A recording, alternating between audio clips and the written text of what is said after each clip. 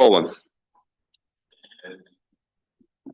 Senate Bill 597. This was a bill that came out of our committee. He was second. They moved on it. You're second. We're second. Sorry. Oh, that's right. Got it backwards. Yes, this bill would establish the Individuals with Disabilities and Service Disabled Veterans Boating Fund to provide sailing, boating, kayaking, canoeing, and paddleboarding opportunities for individuals with disabilities and service disabled veterans. Yeah, they're not there. It's a May. It's a May, and we've got the most that anybody can get is there are 9 organizations out there. The most that anybody can get is $40,000 for the May. Hold on, let me find. I mean, it's small money too. May. It's Yep. May. Okay. All in favor is amended. There's an amendment to add paddleboarding and surfing clarifications. Yeah. Very good. All right. You want to give them the word? I will let them know right now. Awesome. Okay, so part of what just happened there is that we had to move something quick because there are 2 committees involved, and we got to get he needs to get notice over to the other committee so they can do what they need to do over there so it can get on the floor today. Today's a big day. It's crossover weekend. Monday is the end of it, but everything that has a chance of even passing has to be on the floor today. And that's this is an interesting point in time. We've been through a bulk of what we do here, but these are some of the stragglers in some ways that we have been working on, we've been fixing, and now we're trying to make sure that the ones we really want to do are going to get some attention today. Number 2, 676. Okay. No. Secondary. Oh, we're going to get that one over there too. My good point. 816. Okay, so this one is out of finance. This has to do with the bill that was passed last year. It alters requirements related to the Cyber Maryland program and the fund. It requires TEDCO to administer the fund instead of the Cyber Maryland program. It clarifies the type of administrative expenses that can be paid from the fund. Let's see, it removes the requirement to hire specific staff for the program and removing the mandate to provide funding for specific staff. And also TEDCO is required to do regulations. So under the amendment, there is a $250,000 mandate for talent pipeline management, as well as an optional $250,000 in additional money. Okay, all those in favor is amended. Unless there are any questions? All in favor? Opposed? Okay. All right. Now we can go to 676.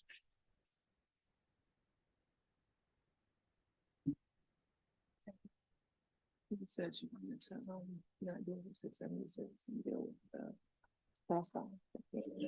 Oh, right. That was that one. 679. Okay. 679.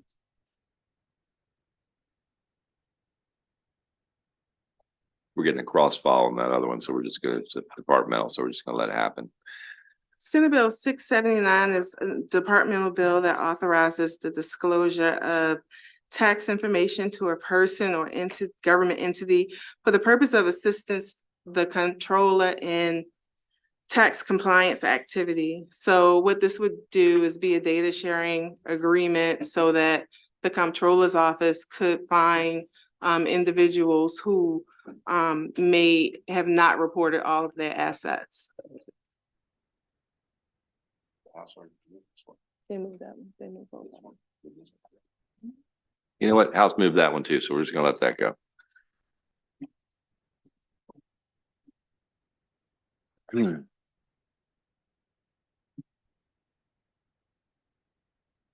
Okay, 892.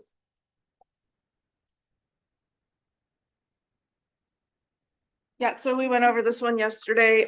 This was the fund for facilities needs at public charter schools. Okay. Everybody remember this? Any questions? Good bill. All's in favor? Aye. Opposed? Okay. Okay. 963. So that is a local Carroll County bill. You do have a letter of support. There are some amendments. It basically allows the Carroll County Office of Permits and Inspections, to, under certain circumstances of unpaid personal property taxes, it authorizes them to deny issuance of a renewal, either the issuance or the renewal of a commercial license or permit.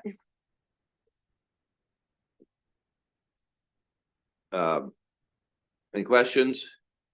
All's in favor is amended. Aye.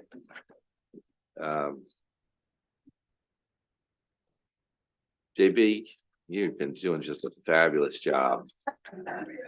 So I'm gonna let Stallings do it because he needs to step up his game now.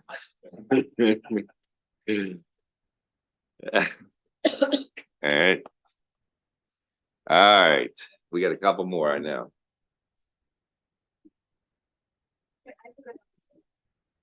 Yep. Which one do you have? Yeah, 259, yep.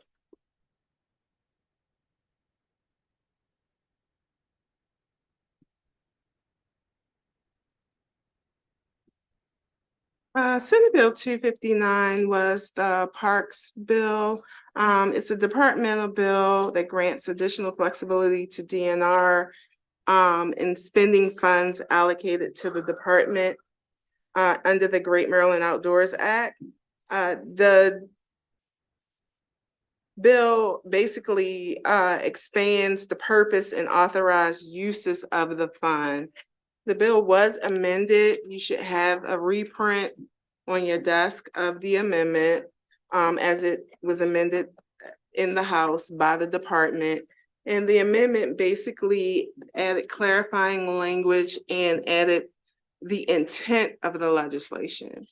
And I know that Senator Alfred had an additional amendment that she Okay, would let's like to roll. introduce. Thank you, Janine. Thank you, Mr. Chair. So we worked with all stakeholders, including the rangers, to make sure this language was tightened up to express the intent that the money is used really to alleviate overcapacity in state parks. And so there's the direct nexus, and then reporting back to the Parks and Rec Commission. So there's public vetting of this as well.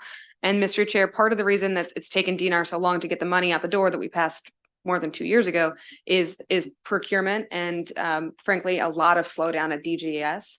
And so if the committee would consider a small amendment, lifting their small procurement cap from 200,000 to 400,000 just for the purposes of this fund, I think they would get the money out the door a lot faster than they've experienced so far. Okay, all those in favor of this bill as amended, or well, first off, the amendment. Everybody good with the amendment? Yes. Okay, as amended. All's in favor? Aye. Opposed? Okay, Bruce is fine.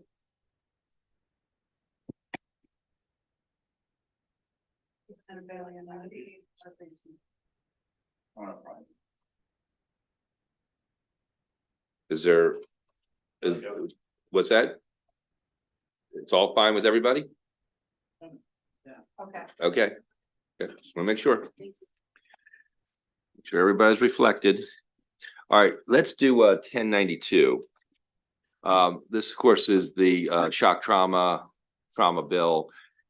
And I've been holding it because we've been tinkering around with trying to get it. There's a couple of well, there's one amendment now that we're gonna pull all the amendments off of it.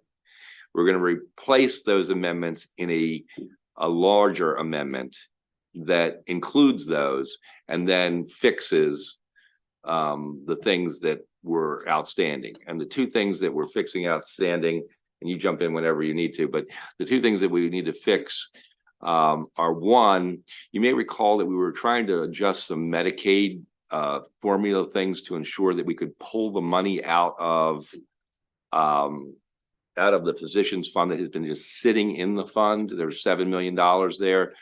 We reset that from 30 to 35. In talking with some folks and knowledgeable in this, we can actually set it at 60 and we'll be able to get the majority of that $7 million out of that. And as we put more money in it, we'll be able to get more money out of it as a percentage. So it'll be more useful in terms of the ability to get it out the door. In the same process, we also have that, well, I guess we had this already in the original amendment to let nurses, This is it. in addition to having being reimbursements for doctors, we'll also be able to reimburse nurses who are on call too. So in addition to having doctors getting reimbursed, the on-call doctors in the various trauma centers around the state getting reimbursed, we'll also be able to have the nurses get reimbursed also.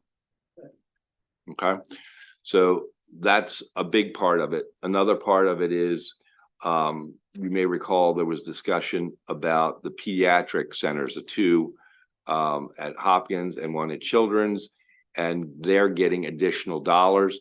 It got very complicated because they both have different kinds of formulas. So ultimately, the amendment just says they can get up to an additional $900,000.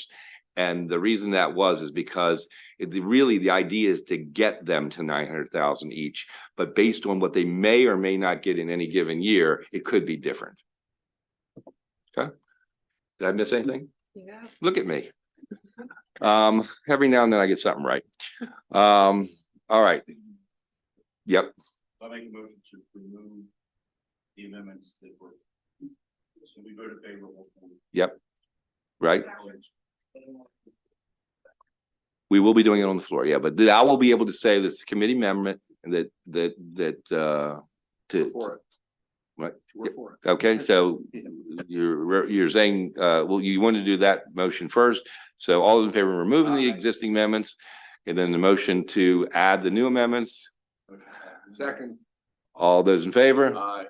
Okay, so now we're in good shape. So I guess then, finally, just for purposes, we approve as amended. So move. All right, all those in favor? Aye. Okay, good. Bill 64. What was that? Okay. Oh, yeah, yeah. That Bill 64. Senator Benson, you might want to focus in on this for a minute. We got a solution on something. Senate Bill 64 was the bill that creates a refundable credit against the state income tax for. This is just not the right line. It's 202. Sorry, actually. it's 202 evidently. We're being nimble. Your caregiver, it's the It's the caregiver. caregiver Your bill. caregiver bill. So Senate Bill 202, that was Senator Benson's bill to give a tax credit for individuals who were taking care of family members. A suggested amendment for this, the amendment that was proposed for this bill is to make it a grant program for which those caregivers can apply to up to $2,500. And for the individuals to apply for the grant and it to go through that method. I believe the amount of the total amount available will be $5 million. $5 million. And again, it will be in May, but hopefully we'll get the governor moving on the program. Great. Senator Hellman. There income limits on who can apply for this grant credit or no? I don't think we had that was that in the original bill? It was $50,000, I believe, was the income limit. So we'll keep the same ones that were in the bill. No, the bill. Thanks. Okay. All right, as amended, all those in favor? Aye. Opposed? Okay. Senator Benson. That will be yours. 64 SB, no, it's not 62, what? 02. Okay. Senate Bill, did we do this one already? 673.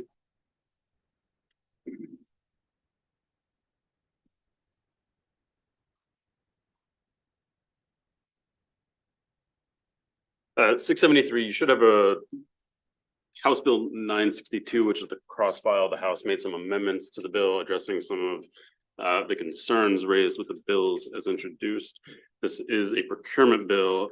As introduced, it would have created a set aside for minority business enterprises in procurement.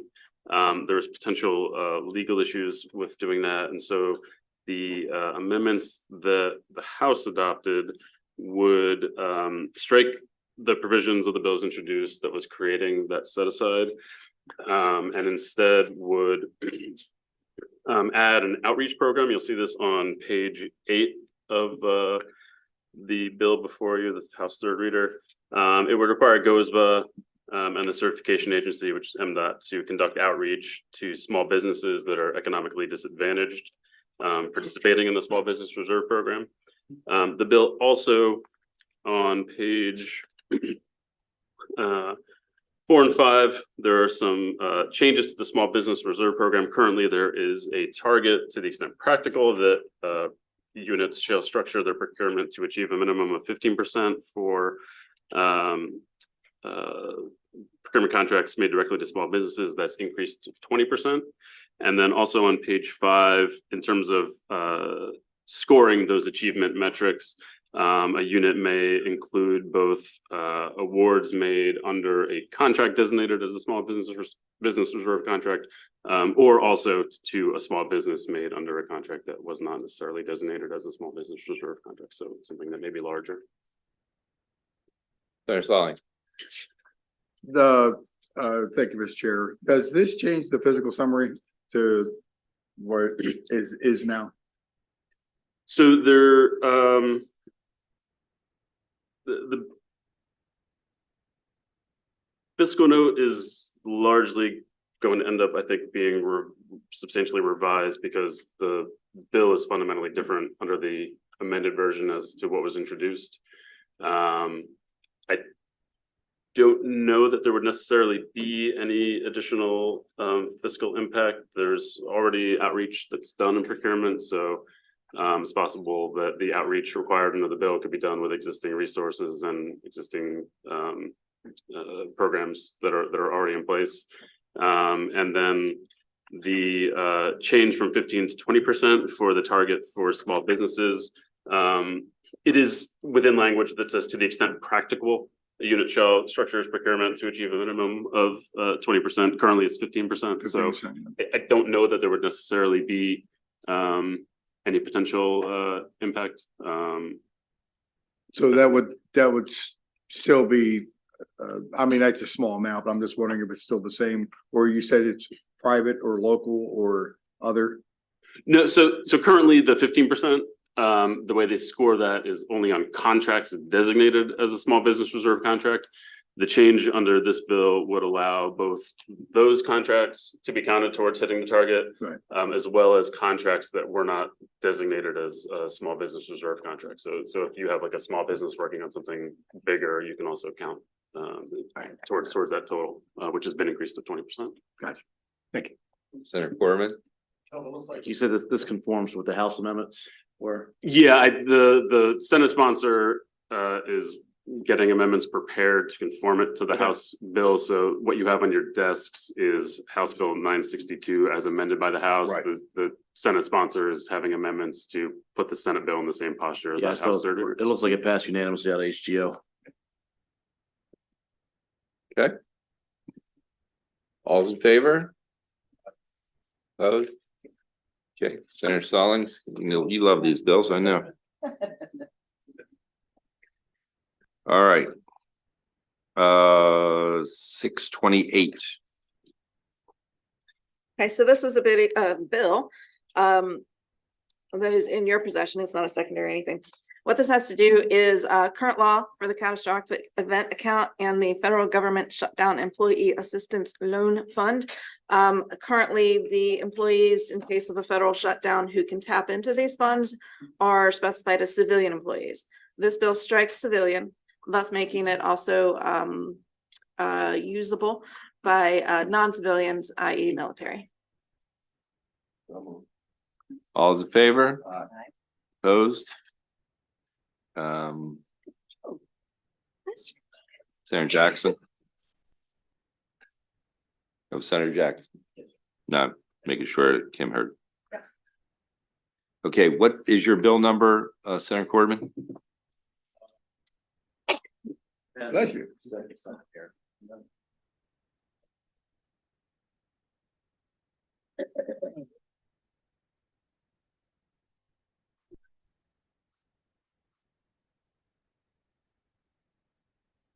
Plenty of time. 1076. 1076. Who's got that? Sales and use. Electricity.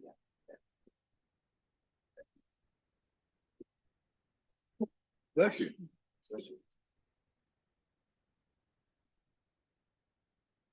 If we can handle this on the fly, Nimble, right? we're gonna try to be. It's tricky though, you know that. We'll try. Yeah, thank you, Mr. Chairman. Yeah, that's. What bill is this? Okay, Senate So Bill electric. 10 Charging stations. 1076, this bill requires the comptroller to distribute to the Transportation Trust Funds sales and use tax collected for, that were attributable to the sale of electricity for an electric vehicle at an electric vehicle charging station or used to charge an electric vehicle and is not sold under a residential or domestic rate plan. And it goes to the Transportation It goes Trust to the Fund. Transportation Trust All right, Fund. so the tricky part about this is that we're not sure how they can actually capture the exact amount of the sales tax that occurs at the charging stations all over. That accurate, Senator? Okay. How much do they charge? The rate is it the just standard rate? Sales tax. It's sales tax rate. I don't have a. Yeah, sure. Senator? Yeah, so what's Happening on the, basically the commercial charging station, like you go to your mall or something like that, and you see someone's plugged in, charge it, and they pay for it. It's a 6% sales and use tax that's charged on it. And the theory is just take that 6%, instead of going to the general fund, put it in the transportation trust fund. The challenge is, the chair said, the comptroller office can't figure out, they have no way to really collect or they're not sure what even comes in. That was the big challenge. Like when we reached out to them, say, how much are you guys getting from this? They're like, we're not sure, which we find a little perplexing because someone's paying them. You know, they're getting cash in or money in, so to speak. So as he said, that's the challenge of what that number actually is. So I got that part, like, is it like $5 an hour or like how much do you pay? oh, like how much do they charge? That I don't know. I think it probably fluctuates, be my guess, depending on, I don't know, to be honest with you. I don't have. I don't have either. one either, so I don't know. Who's got an electric car? Right? Senator Hadelman? Yeah, I don't know what they charge, bro. I guess I'm a little wary of this because that is one of the things that I think the work group that we talked about on the floor and that I had a colloquy with Senator Hershey about yesterday is going to look at. Along with a whole lot of other things about charging stations. So I'm a little wary of kind of putting the cart before the horse. Mhm. You know, before we actually dig into this. I mean, I've had lots of conversations with the comptroller's office about this. And so it feels really premature to me. What have you learned when you talk to them? We haven't dug in on the tax issue. Gotcha. Well, and even if we thought before, if it's something that gives them direction to the comptroller to basically figure it out. I mean, I'd be Yeah. okay with that too, Right. as far as. Yeah. you know, I was thinking I just that. don't want to pick up a number out of the sky because I don't think that's. Yeah, That's no, fair. no. Right, But- but I do anticipate that this will be among the topics that this work group looks at and has to report on by November. Right. Okay. Senator Jennings? Saying 43 cents a kilowatt is what Wawa's charging, but I do have a question about, and I guess nobody in here can answer it. Some of the stations have a touch screen. Others, like these Teslas, there's no screen on it. I think they plug it in and they deal with it in the car. So are they paying Tesla for it? Or is it going back to Wawa or Royal Farms or wherever they're charging? Curiosity. I mean,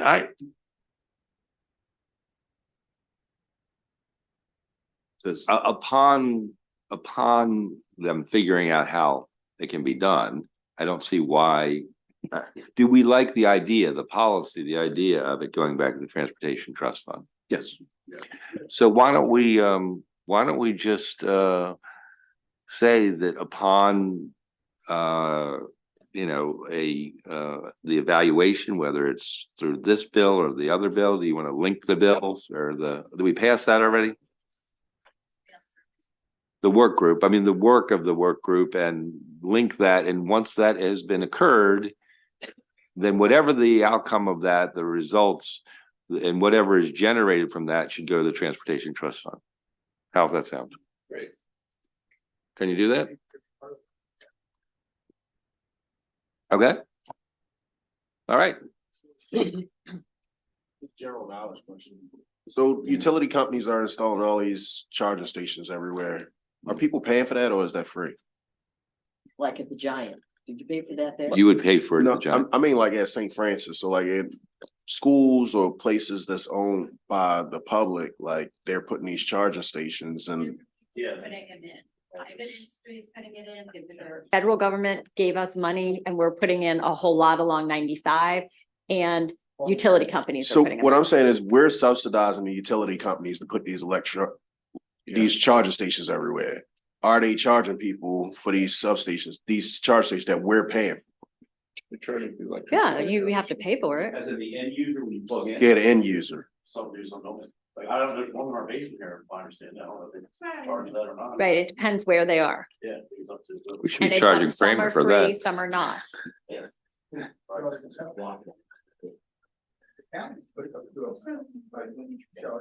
Sorry? Yes.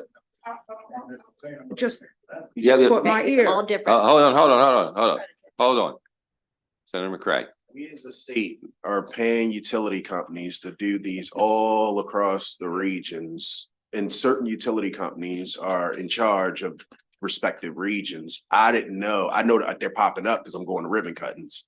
I didn't know whether they are charging or not charging. Wow, Mr. Chair. Some of it is federal money. And some of it is state. Yes, Senator. I wanted to clarify that question. So various folks are paying for installing the charging stations. I presume that the electric companies were charging for the electricity regardless of who put in the station. Is that true or not true?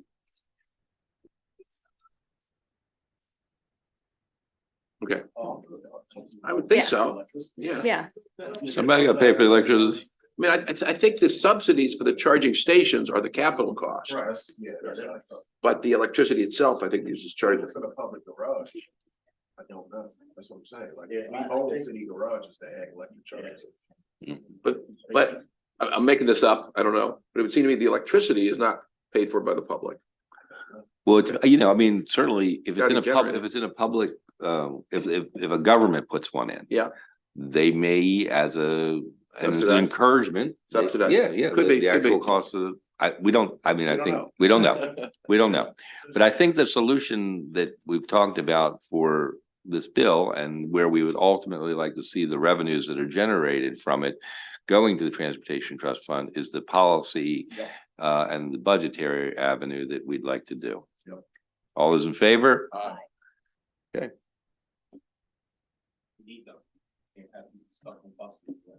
We cannot. But some of them can only go 22 miles and then it dies. So, No, I looked up her mark, it's 25 miles. 25. I told her. so all of these bills and the amendments that we just did need to get out there. Yep, we'll probably, what we usually do is as the amendment office finishes finalizing, so these may come out in a few different reports, not just all in one. That's fine. Okay. All right. I think we're good. And we have 20 minutes to spare, 25 minutes to spare. Amazing. We're nimble and efficient all in one. All right. Thank you all very much. That was a good session.